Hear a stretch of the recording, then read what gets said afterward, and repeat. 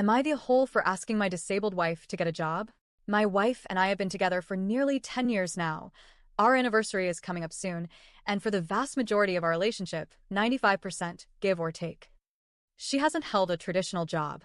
She's a licensed hairstylist and occasionally takes a client here or there, mostly just enough to buy her own gas or afford her medical weed. And for most of those years, I've been fine with that arrangement. She deals with chronic physical and mental health issues, including severe pain that stems from a largely sedentary lifestyle, and she's been in physical therapy on and off for years. There has been progress, but we're still not at a place where she's self-sufficient. I never entered this marriage expecting a 50-50 split financially. I knew I'd be carrying the lion's share, and I accepted that. I still do. But over the last few years, things have gotten bad. Like, seriously bad. Almost 3 years ago, I lost a significant portion of my income. We were on the brink of losing the house and both cars. In response, I picked up 2 jobs. For a long time, I was working over 100 hours a week just to keep our heads above water. I was barely sleeping. I was constantly exhausted. I stopped seeing my friends, stopped having hobbies, stopped doing anything but working and surviving. These days, things have slightly improved, and I'm down to around 60 hours a week, but the exhaustion hasn't gone away. On top of that, I'm the one doing all the grocery shopping, all the cooking, which, to be fair, I do enjoy, and most of the dishes. She takes care of the rest of the cleaning, aside from the kitchen, and sometimes she's able to do more, sometimes less, depending on how her body and mental state are doing that week. I also drive our teenager around for school, appointments, everything, because she can't always drive safely.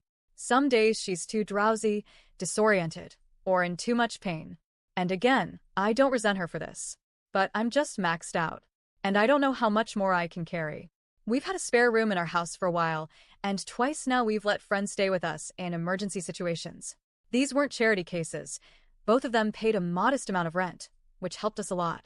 Each roommate's contribution was about the equivalent of a whole weekend of extra work for me. That meant the difference between having our electricity shut off or not. Literally. The thing is, my wife couldn't get along with either of them.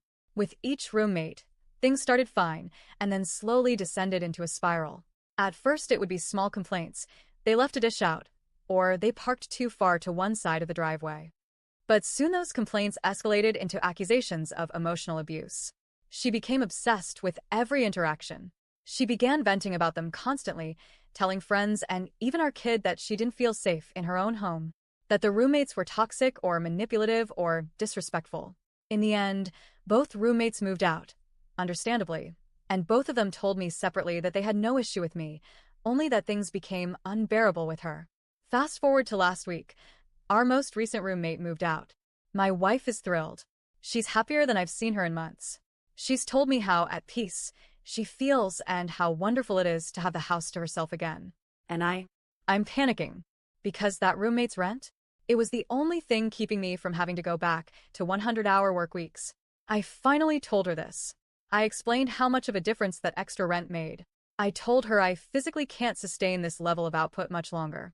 That maybe it was time for her to consider picking up a very part-time job, something light, flexible, where she could sit down. Just 10 to 20 hours a week. Enough to cover the gap. She sobbed. She hasn't had a formal job in 9 years, and the idea of returning to work, even for just 10 hours, sent her into a spiral. She asked through tears, "So you expect me to be abused in my own home just because they're paying rent? What if they were hitting me? Is my emotional safety not a priority to you, as my husband?" I tried to explain gently that this wasn't about safety or abuse, that this was about survival, that we are dangerously close to not making it financially, that her feelings do matter, but so does the reality that bills need to be paid. She told me she's afraid. Afraid that even if she does all the things I'm asking, sees specialists for her chronic pain, treats her sleep problems, she might have narcolepsy, gets dental care, works through trauma and therapy, it still might not be enough. That she'll still fall short, still disappoint me, still be a burden. She asked me, "What will ever be enough for you?" And that broke me, because the truth is, I don't know. I don't want her to work through pain. I don't want her to force herself into some grueling job she can't manage. What I do want is for her to really try to take care of herself. Not just for me, but for her. Because right now, I feel like I'm taking care of all 3 of us. Me, her, and our kid. And I'm barely keeping it together. She resents me for not defending her when the roommate conflicts happened. I'll be honest. Confrontation is not my strong suit. I'm in therapy now, learning to express myself and stand up for my needs. But for years, I put my feelings last. I bottled them up so I could prioritize hers. And now I'm running on empty. I asked her to try a part-time job. I asked her to help with our shared burden in the only way I can think of that might lighten my load, not even permanently, just enough to give me a breather. She cried and said she felt like I'd stopped caring about her needs. That all I see now is what she can't do. I told her I do care. I care so much that it's destroying me.